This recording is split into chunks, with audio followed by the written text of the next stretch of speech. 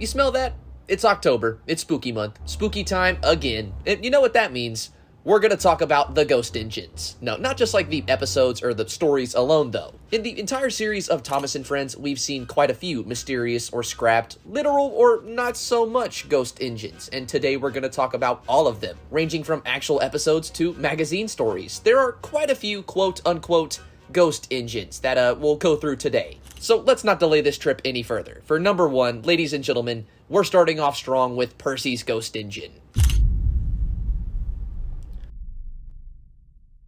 Now, as I can, I'll try to give actual information about these engines as it comes, but, I mean, in this case, we sadly don't know what this engine really is. If you look at the wiki, it refers to this engine as an Avonside 040ST saddle tank engine, and yeah, I guess it kind of looks like that, but I'm fairly certain that's consequence of this being, you know, Percy, likely the same Percy they used to film this shot, or just another similar engine. Really, I feel like this could be any number of engines you wanted it to be, but I feel like an 040, maybe even an 060, is kind of fitting for what we've got here. Now, the story isn't too complicated either. Percy is told this ghost story by his driver, and tries to tell the others. Thomas doesn't believe him, and, well, a good few events unfold into Percy getting his payback. Percy smacks a lime cart, making him look like a ghost, gets Toby to help in a plan, and the two get Thomas back for being a cheeky jerk earlier. Oh, we're also told by the driver very early on in the episode that the ghost is, just not real. It's a story. So yeah, sadly not too much substance here in this one, but it's a classic. I feel like everyone here would agree with that, and to not add it to this list would be a little bit criminal. Thomas, it's getting late. Oh, I'd no idea. Oh, I must find Annie and Clarabelle.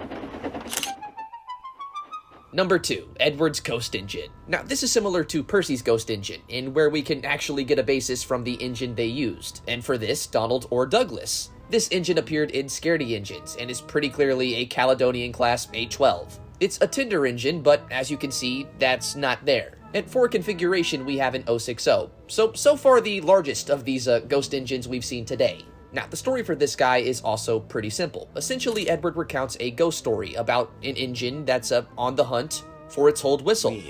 The ghost engine returns to the smelters looking for his lost whistle. And also, apparently, how it returns to the scrapyards every Halloween.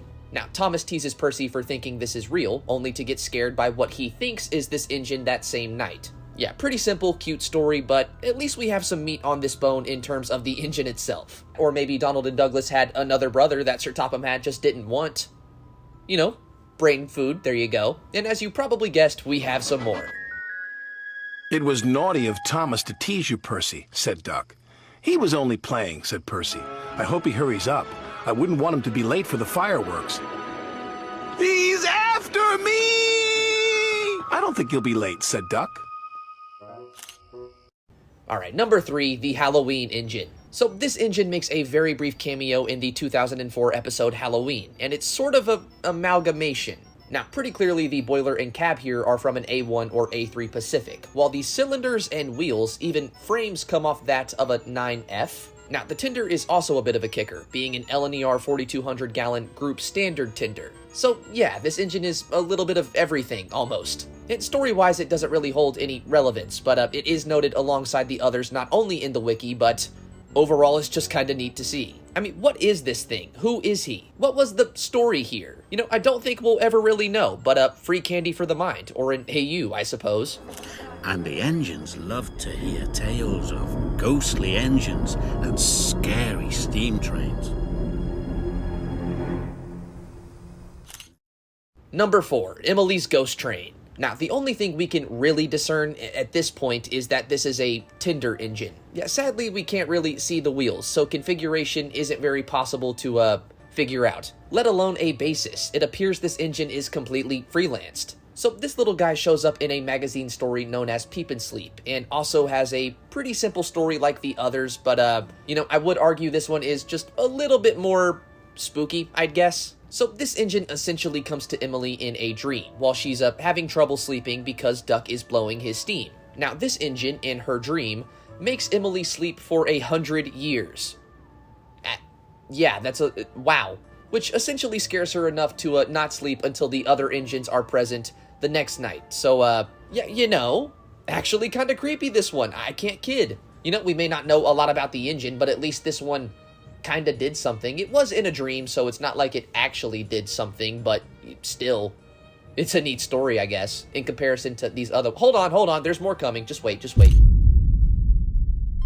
And saving the best for last, we have Rusty's Ghost Engine. Now, as I'm pretty sure you can tell, this is just straight up Skarloey's small-scale model. They just repainted it black and kinda white for these shots, so basis-wise, easy. It's based on Tally Clint, a Fletcher Jennings class 042. And this is one of the few stories where we actually see, what happens to the Ghost Engine play out, as the model or Ghost Engine we were talking about before falls off of a very high bridge and doesn't ever make it to the other side. Now, apparently this engine comes back to the same location to haunt it, and Rusty is telling, the other narrow gauge engines this story, something Duncan kind of finds a bit, silly being Duncan, only for Duncan to get frightened later that night when he goes to that same location, or bridge, and thinks he sees that same engine after hearing Rusty's ghost story. But in all reality, it was just a bunch of lightning bugs. Either way though, in terms of spooky, it's the rare occasion where we actually see a model get messed up, or an engine fall from a very high height into a swamp or ravine below. I don't care who you are. If you were a kid and you watched this, it definitely had your attention, and typically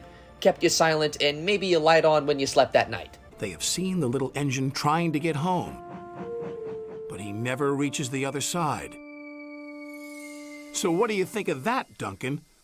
Rubbish! The ambiance, the storytelling, the model work, everything about this episode, or I guess co-story, really makes this one of the best in my opinion. From the cab into the ravine below. It's the ghost! Take me back! Take me back, please! And I guess with all that being said, that has been this episode of Sodor Ghost Trains. If there's any I missed and you guys would like a part 2, be sure to comment down below. And whatever you do, make sure you check your coach's window tonight. It never hurts to check the lock when there's a ghost engine about. Subscribe for more.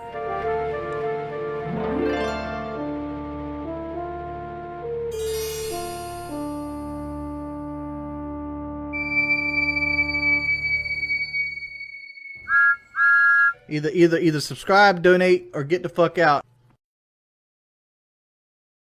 Oh yeah, there's Timothy the Ghost Train. He's a silver train. He's like Thomas, but he's not Thomas, he's Timothy. And Timothy is silver with a 0 on the side of his tank, and he's evil. He's not a good engine. He's very evil, as you can tell by his face, and he drives off a cliff. Whee! And he's got passengers. Like, dude, why would you do that? You've got passengers. Like, that's not even cool. So he drives off a cliff, and I